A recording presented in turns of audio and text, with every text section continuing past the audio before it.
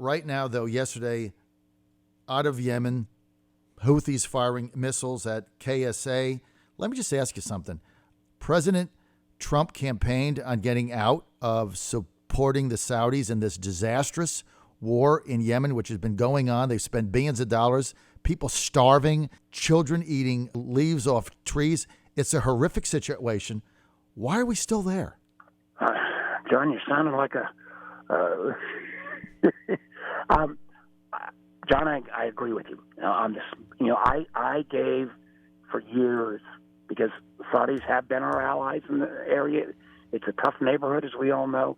But the Saudis' inability to even use our equipment in the way it was intended, with some precision, has been just awful. And I am part of what now is a pretty solid majority, at least in the Senate, of people that say we ought to be no longer financing this Saudi war, and we need the Saudis. The Saudis have the ability to bring a ceasefire to Yemen if they choose, and they have chosen not to. Clearly, the Houthis are being helped by Iran. Iran is not a good actor. They are a long-term threat to us. We have to be careful about that. But I have been, this is a case where the president's much vaunted, relationship with the Saudi leadership ought to be, if he is the deal maker, he proposes to be, force the Saudis to end this crazy war in Yemen that you've already outlined with the human cost and what it also continues to do to destabilize the region. At the same time, I think the Saudis need to bring to an end this kind of internal, almost inter-family squabble with Qatar, which also further destabilizes the Gulf region, and particularly with this president and his family's relationship with the Saudis.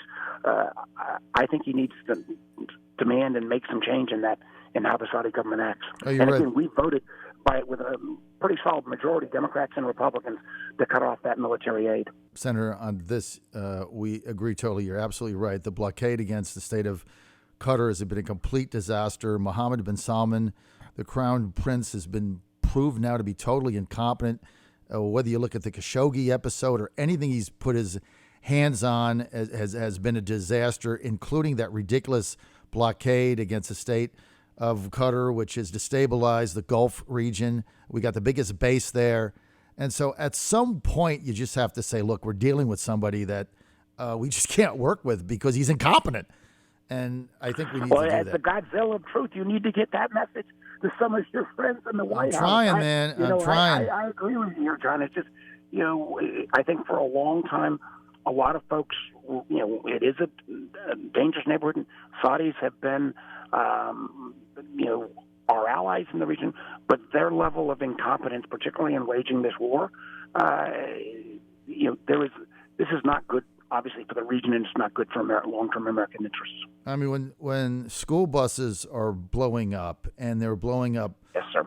markets with children running around, I mean, you just can't get more incompetent than that, and it never stops. There's no end in sight. Plus, they're losing the war, so the whole thing is absurd, and we keep going down the same path.